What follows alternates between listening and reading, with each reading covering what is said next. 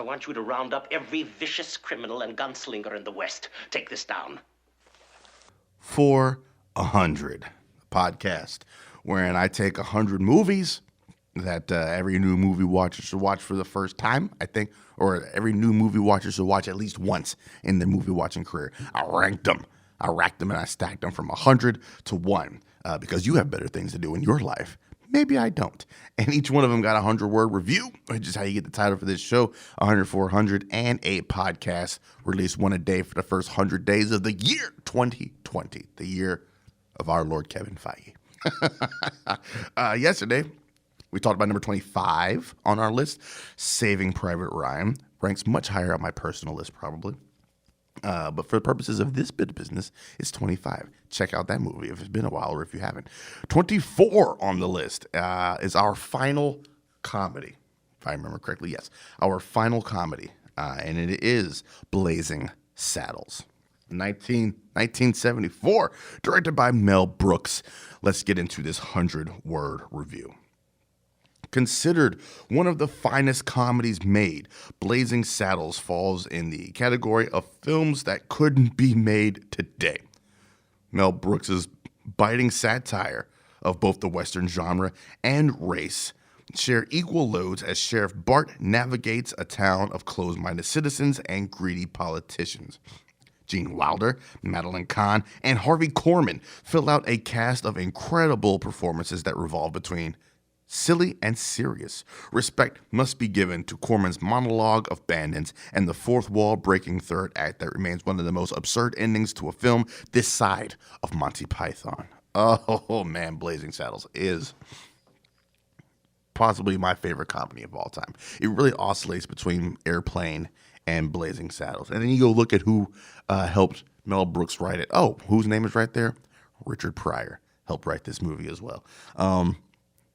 This movie shines a light on a lot of stuff, man. It's poking fun of race relations back in the 70s, right? So, the Civil Rights Act passed 10 years prior to this movie coming out.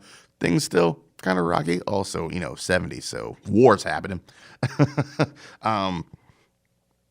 But yeah, it was a weird time in America when this movie came out, and I think this movie takes advantages of the weird times in America just to be as silly and fucking absurd as humanly possible. The story of a town, an all-white town, having a black sheriff come in to run things. And he himself is a patsy for the villain, Harvey Korman, Hadley Lamar. Because he's trying to get this town of Rockridge because it's going to lead to more money for him. So he's got to find a way to get the residents of Rockridge off this town so he can land snatch it. You go to land, see snatch. The number of jokes in this movie is just, it's offensive. That's the best way of putting it. The number of jokes in this movie is just absolutely offensive. There's always something happening in the foreground, in the background, whether it's something funny that's said, something funny that's seen, that's shown, that recurs throughout the movie. Gene Wilder as the kid, as the drunk, the relationship between him and Cleveland Little as Sheriff Bart. It is one of the warmest friendships, I think, on film. They hit it off immediately. What do you like to do? You are my guest. I am your host. What do you like to do? Play chess. Screw. Let's play chess then. And just seeing a wonderful interracial friendship. That's not like, hey, look at these two, this white guy and this black guy being friends. It happens very naturally and very warmly.